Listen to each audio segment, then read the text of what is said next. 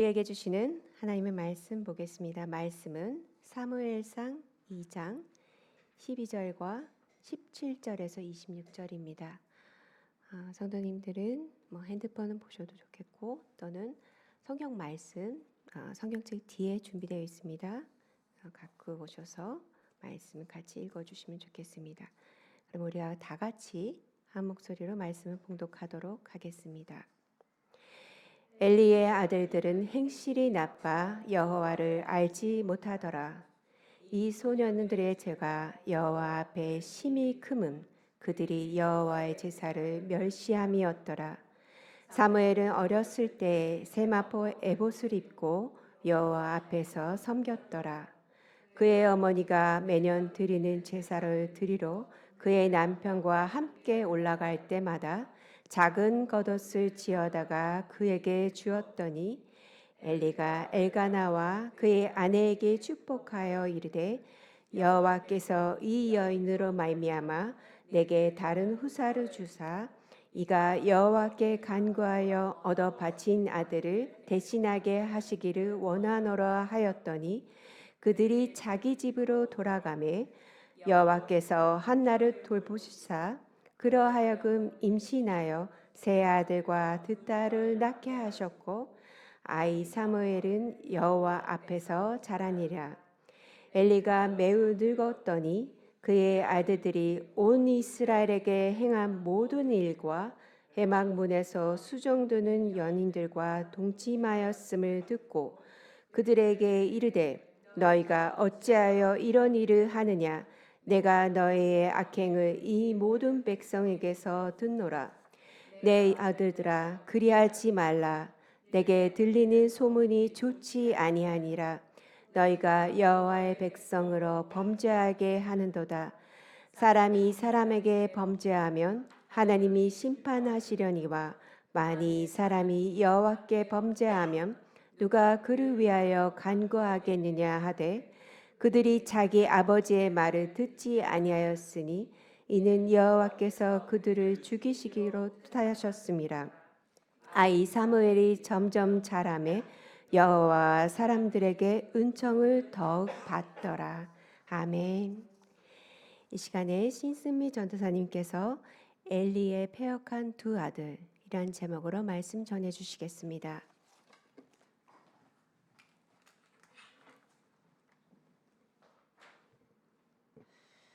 오늘은 사무엘상 2장 말씀 시간입니다.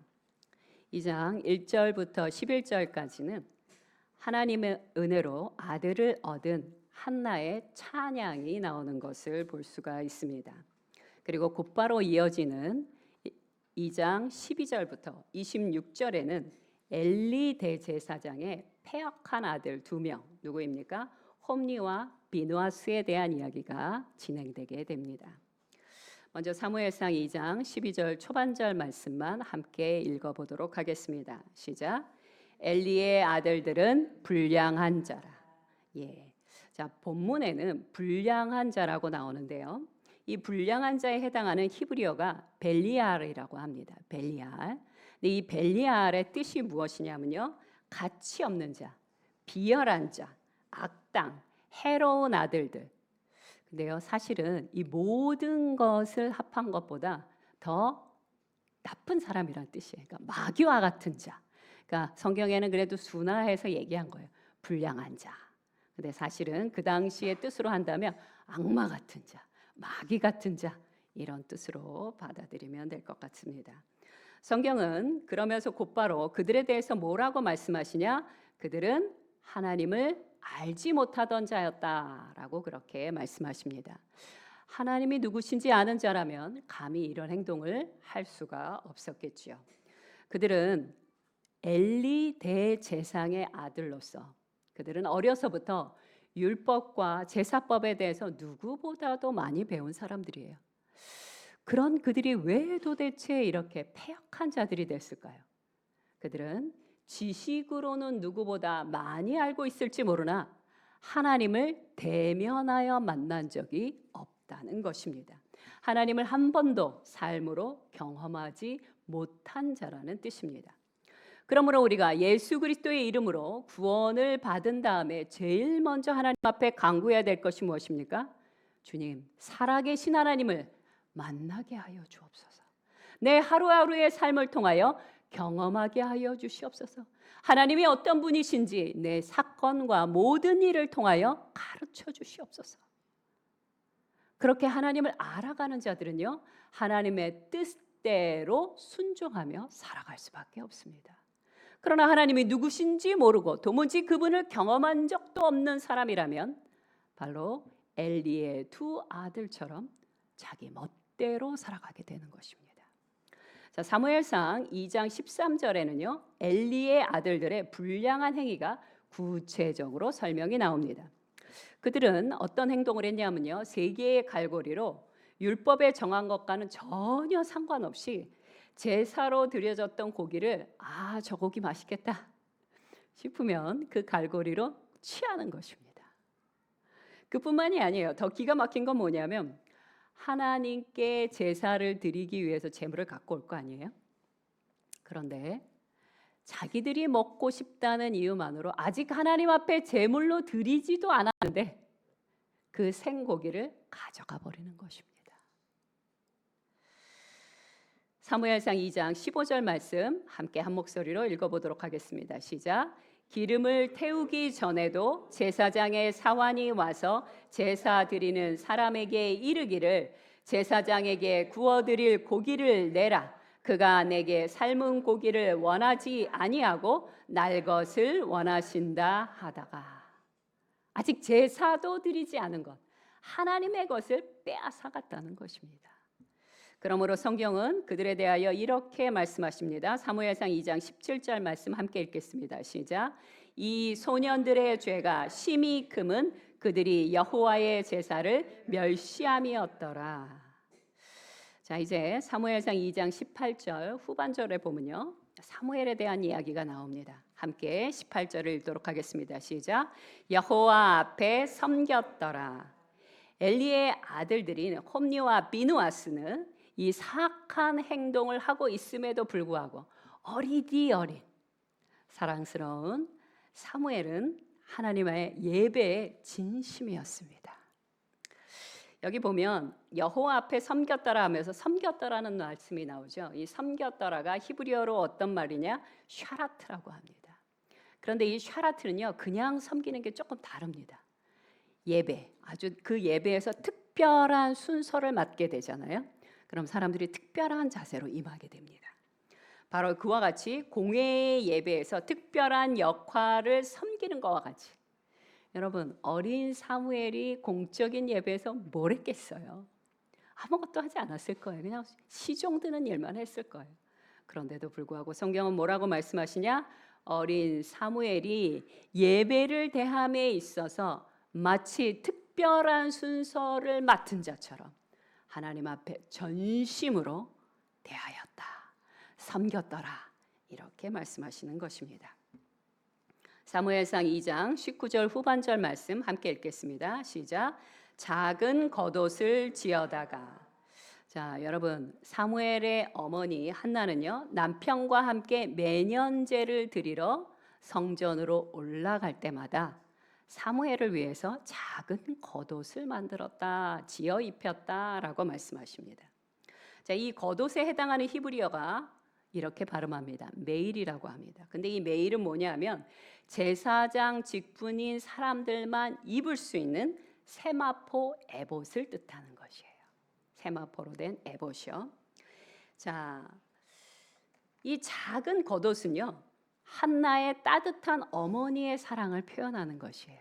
그러면서 동시에 무엇을 표현하는 것이냐? 나의 아들 어린 사무엘은 하나님의 성전에 바쳐진 자입니다 라는 것을 인정하고 헌신의 의미로 만들어졌다는 것이에요. 다른 것 만들어줘도 되는데 굳이 세마포로 된 에봇을 정성스럽게 만들었다는 것은 그런 뜻을 담고 있는 것입니다. 자, 한나가 사무엘을 위해서 이 작은 겉옷 세마포로 된 것을 만들 때 어떤 마음으로 만들었을까요? 간절히 원했던 아들이에요. 근데 그 아들을 4살 때 떼어놨습니다. 한 땀 한 땀 만들 때마다 정성을 다하여 기도하며 만들었을 것입니다. 노쇠한 엘리 제사장, 대제사장. 어떤 사람인지 몰랐을까요? 한나 알았을 거예요. 그리고 엘리 제사장의 그 아들들, 온 이스라엘의 소문이 파다했을 거예요. 그런데 그 패역한 사람들 속에 노쇠한 노인 곁에 어린 돌봄이 필요한 내 아들을 둔 그 어머니가 어떤 마음으로 기도했겠어요? 아마 이렇게 기도했을 것입니다. 하나님, 그 어떤 상황 속에서도 제 아들을 지켜주옵소서. 경건하게 자라게 하여 주옵소서. 그리고 아프지 않게 하여 주옵소서. 하나님께 영광 돌리게 하옵소서. 만나는 사람마다 사랑받게 하여 주옵소서. 옷을 기울 때마다, 만들 때마다 기도하고 또 기도하며 그렇게 옷을 만들었을 것입니다. 아담과 하와가 타락하고 그들이 자신의 부끄러움을 보고 그것을 가리기 위해 나뭇잎으로 옷을 만들었단 말이 성경에 나옵니다. 그래서 겨우겨우 가린 거죠. 그런데 그 나뭇잎으로 몸을 가린 것을, 부끄러운 것을 가린 것을 보시자 하나님께서 어떻게 하셨어요? 가죽으로 옷을 만들어 입혀주셨습니다. 너무 미워서 너희들 마음대로 살아, 이게 아니고요, 가죽으로 옷을 입혀주셨어요. 그 하나님께서 우리에게는 예수 그리스도로 옷을 입혀주십니다. 예수 그리스도의 능력과 그 말씀으로 살라고 우리에게 예수 그리스도의 옷을 덧입혀 주십니다. 엘리 대제사장은요, 매년 제를 드리러 온 엘가나와 한나를 위하여 축복하는 기도를 해줍니다. 어떤 기도를 해줬죠? 하나님, 이들이 바친 사무엘 대신하여 자녀를 허락하여 주옵소서. 이런 축복 기도를 합니다. 엘리는 비록 자녀 영육에 있어서는 실패한 자예요. 그럼에도 불구하고 하나님께서는 그의 축복을 통해서 역사해 주십니다. 이것이 바로 세상을 아름답게 은혜롭게 하시는 하나님의 방법이십니다. 우리 성도들의 입술은 어떤 입술입니까? 하나님의 존귀와 영광이 있는 입술이다라고 성경은 반복해서 말씀하십니다. 내 마음은요, 지옥과 같을 수 있어요. 내 마음은요, 슬픔으로 한참 내려가 앉아 있을 수 있어요. 분노가 올라올 수 있습니다. 그럼에도 불구하고 하나님이 내게 주신 이 입술은요, 하나님의 영광을 드러낼 수 있는 입술이에요. 그래서 이 입술을 통하여 내가 축복하는 말을 내뱉으면 하나님이 그 축복의 말을 역사해 주십니다. 그러니 지혜로운 자는 내 자신에게 말할 때나 내 가까운 사람에게 말할 때 아무리 분노가 올라온다 할지라도 사랑하는 자여, 하나님의 영광을 느낄 자여, 지혜로운 자여 라고 축복의 말을 뱉어줘야 하는 것입니다. 그 말을 누가 듣습니까? 첫 번째, 내가 듣고요, 나의 가장 가까운 사람들이 듣고 하나님의 역사가 일어나는 것입니다. 자, 21절에는 한나의 서원 이행에 대한 하나님의 축복이 진행되는 것을 확인하게 됩니다. 사무엘상 2장 21절 초반절 말씀 함께 읽도록 하겠습니다. 시작. 여호와께서 한나를 돌보시사. 자, 여기서 돌보시사라는, 돌보다라는 이 히브리어를요, 파카드라고 합니다. 이 파카드라는 단어를 좀 기억해 주시기 바랍니다. 이 파카드를 영어 성경 킹 제임스 버전이나 ASV에서는 뭐라고 말씀하시냐면요, 방문하다. 누가? 하나님께서 방문하여 직접 돌봐주신다, 이런 뜻을 갖고 있습니다. 그런데 이 방문이 그냥 어쩌다 우연히 방문한다는 뜻 아니고요, 하나님이 작정하시고 의도하시고 계획하심으로 방문해 주신다는 뜻을 담고 있습니다.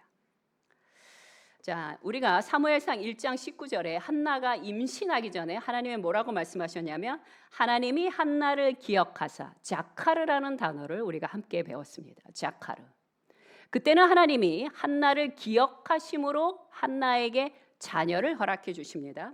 그런데 2장에 넘어가게 되면 하나님께서 마치 아브라함에게 이삭을 주시기 위하여 마므레 상수리 나무 곁에 지나가셨던 것처럼, 아브라함의 집에 방문하셨던 것처럼 한나의 집에도 방문하신다는 거예요. 1장에서는 기억하심으로, 두 번째는 파카드, 하나님께서 방문하여 돌봐주심으로 한나가 잉태를 하게 됩니다.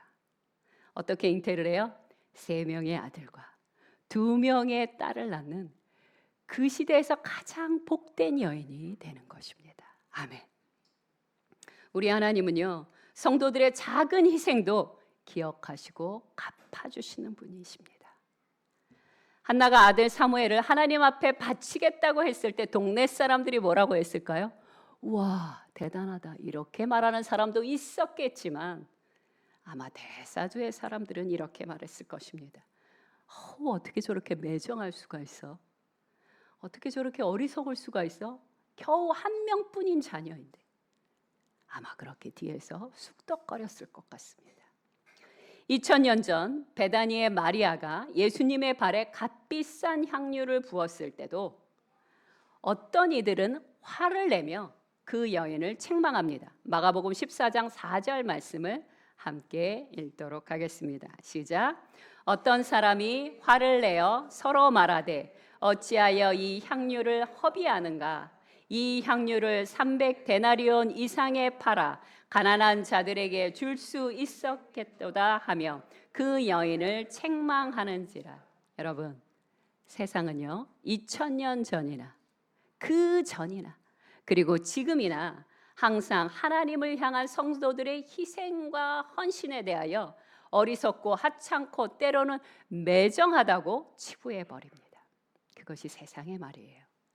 그러나 우리는 세상의 말이 아니라 주님의 말씀을 듣기를 원합니다. 예수님께서는요, 그 향유를 부은 그 여인을 칭찬해 주십니다. 마가복음 14장 6절 말씀 함께 보도록 하겠습니다. 시작.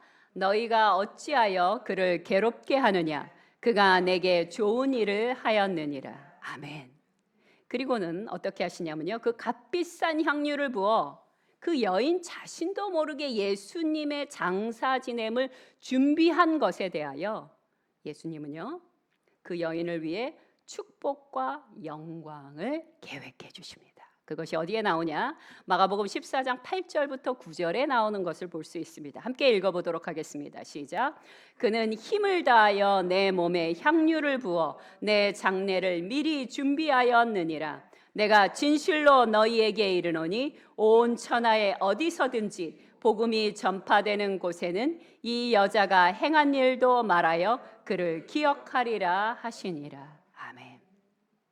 여러분, 우리 하나님은요, 냉수 한 그릇이라도 하나님의 이름으로, 예수 그리스도의 이름으로, 그리스도인의 마음으로 드려진, 헌신하는, 섬기는 것에 대하여 반드시 기억하고 갚아주겠다고 약속해 주십니다. 마태복음 10장 42절 후반절 말씀만 함께 보도록 하겠습니다. 시작. 이 작은 자 중 하나에게 냉수 한 그릇이라도 주는 자는 내가 진실로 너희에게 이르노니 그 사람이 결단코 상을 잃지 아니하리라 하시니라. 여러분, 한나는요, 자신에게 인생에서 가장 소중한 자녀를 하나님 앞에 드렸습니다.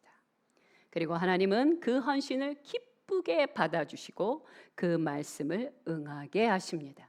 누가복음 6장 38절 말씀 한 목소리로 읽도록 하겠습니다. 시작. 주라, 그리하면 너희에게 줄 것이니 곧 후이되어 누르고 흔들어 넘치도록 하여 너희에게 안겨주리라. 아멘. 그러니 여러분, 우리의 자녀가 잘 되기를 원하신다면 하나님의 자녀를 하나님께 올려드리고 우리는 부모로서의 소임을 다하시면 됩니다. 또한 일상에서의 그 작은 봉사, 헌신, 섬김, 잠깐의 중보기도, 이웃을 향한 친절과 베품을 통해 하나님의 축복 가운데 동참하시기를 간절히 소망합니다. 자, 엘리 대제사장이 늙었다고 했는데요, 그의 나이가 성경의 4장에 보면 나옵니다. 그의 나이 그 당시에 몇 살이었냐? 98세였습니다. 오늘날에도 98세까지 사신 분들은 기력이 없으십니다. 그런데 그 당시에 98세였다면 정말 노인이었을 거예요. 그런데요, 그 98세의 노인, 귀도 잘 들리지 않았을 것 같아요. 그런데 그 98세의 노인된 엘리 대제사장이 두 아들에 대한 악한 소문을 드디어 듣게 됩니다. 먼저 제사에서 악한 일을 행했다는 것을 들었겠죠. 두 번째는요, 회막문 수종드는 여인과 동침했다는 소식을 듣게 되자 엘리 제사장이 두 아들을 부릅니다. 그리고 불러서 말합니다. 사무엘상 2장 24절 초반절 말씀 함께 읽겠습니다. 시작. 내 아들아 그리 말라. 아버지 엘리야의 그 애틋한 충고가 느껴지는 말씀입니다. 그런데 그 두 아들들이, 그 패역한 아들들이 아버지 말을 들었을까요? 아니요. 듣지 않았습니다. 당연히 듣지 않았습니다. 제가 보기엔 아마도 그들은 예전부터 아버지의 말을 듣지 않았을 거라고 봅니다. 그런데 문제는 뭐냐면요, 이 아들들이 돌에 맞아 죽어도 마땅한 죄를 지었음에도 불구하고 엘리 대제사장이 그저 몇 마디의 훈계로 넘어가려 한다는 거예요. 사실 이 정도 죄는요, 넓은 곳에서 세워놓고 돌을 맞아서 죽어야 되는 그런 죄예요. 그런데 엘리 대제사장의 처신은 어땠어요? 그냥 충고하고 넘어가려 했다는 거예요. 마치 이런 일들이 익숙한 듯 그냥 넘어갑니다. 그렇다면 이런 일이 자녀에게 있을 때 성경은 뭐라고 말씀하십니까? 잠언 13장 24절 후반절 말씀 함께 읽도록 하겠습니다. 시작. 자식을 사랑하는 자는 근실이 징계하느니라. 이 말씀에서 우리가 조심해야 될 게 있습니다. 근실이 징계한다는 말은요, 잔소리를 자주 해라 이런 뜻 절대 아닙니다. 그럼 무슨 뜻이냐? 경계를 분명히 하라는 뜻이에요. 자, 자녀들은 어리면 어릴수록 경계가 작아야 돼요. 모르니까, 아직 애기니까. 그런데 자녀가 커가면 커갈수록 부모님은 자녀에 대한 경계를 넓혀 주셔야 합니다. 성인이 되어가는 중이니까요. 그리고 그 경계 안에서 보호해주고 돌봐줘야 됩니다. 그러나 경계를 넘어가면 어떻게 해야 될까요? 명확하게 징계가 들어가야 되는 것입니다. 지금 잠언의 말씀은요, 근실이 징계한다는 것은 자주자주 눈에 띌 때마다 잔소리 전혀 아니에요. 경계를 명확히 해라. 너의 삶의 경계가 어디인지를 정확히 얘기해 주라는 것이에요. 그리고 그 경계를 넘어간 것에 대하여 징계하라는 것입니다. 자, 이렇게 엘리 대제사장이 자신의 두 아들에 대한 경계를 허물어뜨린 것을 알고 드디어 어느 날 하나님의 사람이 엘리를 찾아와 그의 가문의 죄에 대하여 명확하게 짚으며 말씀하십니다. 그 말씀이 어디 나옵니까? 사무엘상 2장 29절에 나옵니다. 함께 말씀을 읽어보도록 하겠습니다. 시작. 너희는 어찌하여 내가 내 처소에서 명령한 내 재물과 예물을 밟으며 내 아들들을 나보다 더 중히 여겨 내 백성 이스라엘이 드리는 가장 좋은 것으로 너희들을 살찌게 하느냐. 엘리 가문의 첫 번째 죄가 무엇입니까? 하나님의 제사, 하나님의 예배를 발로 밟았다라고 말씀하십니다. 두 번째 죄는 무엇입니까? 이것은 엘리 제사장의 죄입니다. 뭐라고 말씀하셨죠? 하나님보다 너의 아들들을 더 사랑하는 것이 심판의 근원이다 라고 말씀하십니다.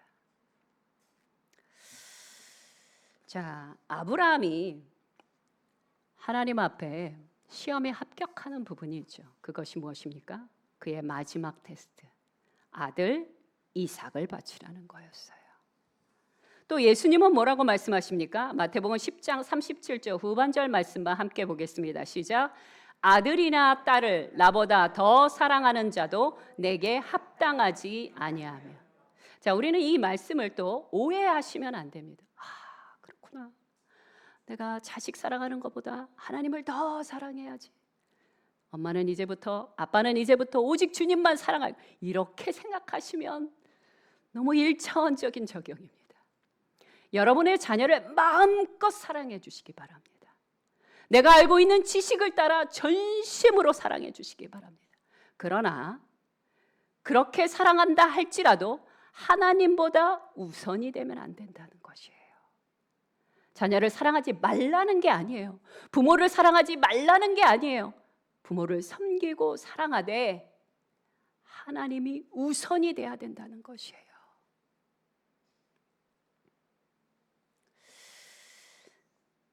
자녀가 하나님보다 우선이 될 때 우린 그것을 뭐라고 말합니까? 우상이라고 말합니다. 자녀가 우리의 우상이 될 때 자녀에게도 그리고 부모인 우리에게도 비극이 시작됩니다. 이 부분이 중요합니다. 부모인 우리부터 생활 속에서 하나님을 최우선으로 예배하고 순종하며 살아갈 때 자녀들도 어릴 때부터 그것을 보며 따라오게 되는 것입니다. 이것은 말로 되는 게 아니에요. 삶으로 가는 것입니다.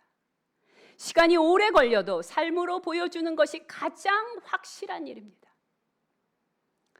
두 아들을 향한 엘리 제사장의 지나친 허용, 지나친 경계 없는 사랑은요, 자녀들을 어떻게 만들었어요? 상하고 무르고 썩게 만들었어요. 이것이 비극입니다. 이 두 아들은요, 98세가 된 자기 아버지보다 먼저 죽임을 당합니다. 저는 영화를 보고 드라마를 볼 때마다 최악으로 치닫는 모습 볼 때마다 아니 왜 굳이 저까지 갈까? 만약 엘리 제사장이 자신의 아들이 돌에 맞아 죽을 그런 일을 했을 때 아들에 대하여 명확하게 경계를 그었다면 엘리 가문이 망하지는 않았습니다. 하나님의 사람이 나타나서 너의 가문이 망할 것이다라고 얘기했을 때 그를 붙잡고 나의 가문을 용서하여 주옵소서.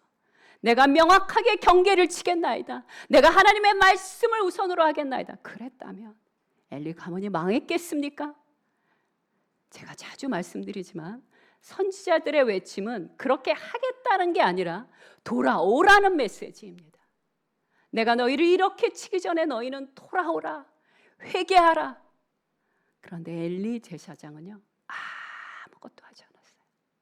늘 하던 대로 자녀들이 하고 싶은 대로 하나님의 법과는 아무 상관없이 내버려 뒀습니다.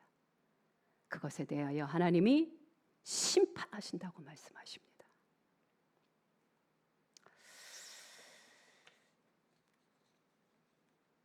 사실 엘리만 자녀 교육에 망한 건 아니에요.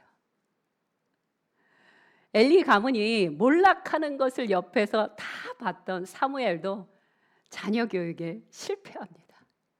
또 누가 생각나십니까? 다윗도 참으로 위대한 인물이었죠. 하지만 자녀 교육은 엉망이었어요. 그래서 그의 아들들은 서로 살인을 저지르고 죄악을 저지르고 그리고 결국엔 아버지 다윗을 배신하여 어떻게 했어요? 궁에서 내쫓는 패악한 짓까지 저지르게 됩니다. 자녀 교육은요, 그 누구도 장담할 수 없습니다. 아무도 잘난 척할 수가 없어요, 감히. 그러므로 성경은 말씀하십니다. 전도서 신명기 6장 7절 말씀입니다. 함께 읽겠습니다. 시작. 내 자녀에게 부지런히 가르치라. 자, 이 말씀 뜻 안에는 어떤 의미가 담겨 있냐면요, 자녀를 가르친다는 것은 내 좁은 지식과 경험 안에서 가르치는 거 아니고요, 부모인 나부터 하나님의 말씀과 교육에 대한 공부를 열심히 하라서 그 열심히 한 것으로 자녀를 가르치라는 것이에요. 그래서 사실 자녀 교육이란 말은 없고요, 그건 잘못 사용되는 말이고요, 부모 교육이 있어야 되는 거예요. 부모된 우리가 부모가 된 그 시점부터 제가 보기엔 죽을 때까지인 것 같아요. 아이가 20살이 되면 끝나냐? 아니, 절대 안 끝납니다. 아시는 분은 강력하게 인정을 해주시네요. 절대 끝나지 않습니다, 여러분. 그러니 제가 말씀드렸던 것은 하루에 1개 정도는 교육과 관련된 유튜브를 보시기 바랍니다. 3분짜리도 괜찮아요. 1분짜리도 괜찮아요. 쉬지 않고 저번에 배웠던 거 또 배워야 합니다. 왜요? 잊어버리니까. 아직 적용하지 않으니까.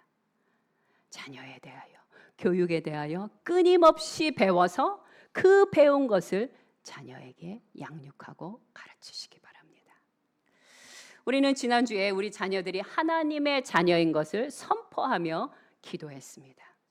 나의 좁은 지식과 경험의 한계 안에서 자녀를 가두지 않고 광대하신 하나님의, 원래 하나님의 자녀니까 광대하신 하나님에게 나의 자녀를 맡겨드리는 것이에요.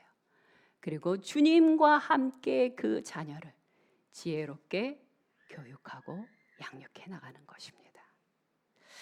그리고 우리는 그들을 위하여 기도하기로 결정했습니다. 지난주에만 기도했나요? 아니요. 계속 기도하셔야 됩니다. 결론을 말씀드리겠습니다. 사무엘상 2장 26절 후반절 말씀 함께 보도록 하겠습니다. 시작. 점점 자라매 여호와와 사람들에게 은총을 더욱 받더라.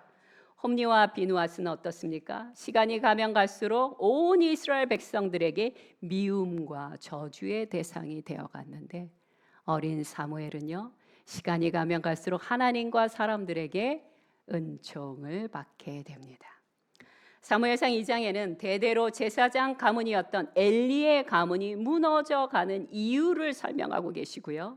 반면에 예배를 소중히 여겼던 엘가나와 한나의 가문이 하나님의 은총 속에서 자라고 번성해 가고 있음을 보여주고 있습니다. 우리 가족은 어떻습니까? 우리 열방교회 성도님들의 가정은 어떤지 궁금합니다. 예배를 소중히 여김으로 하나님의 은총 속에서 번성해 가는 중이십니까? 잘하셨습니다. 또한 세상의 그 무엇보다 하나님을 최우선으로 섬기며 살아가십니까? 부디 그런 복된 삶을 살아가시는 저와 여러분이 되시길 간절히 소망합니다. 함께 기도하겠습니다. 오늘 첫 번째 기도 제목은 이것입니다. 흠이 많은 우리의 사랑으로 자녀와 가족과 배우자를 상하고 무르고 썩게 만드는 것이 아니라 하나님의 말씀을 따라 성도의 본을 보이는 온전한 그리스도인이 되기를 아버지 앞에 간절히 기도해 주시기 바랍니다. 함께 기도하겠습니다.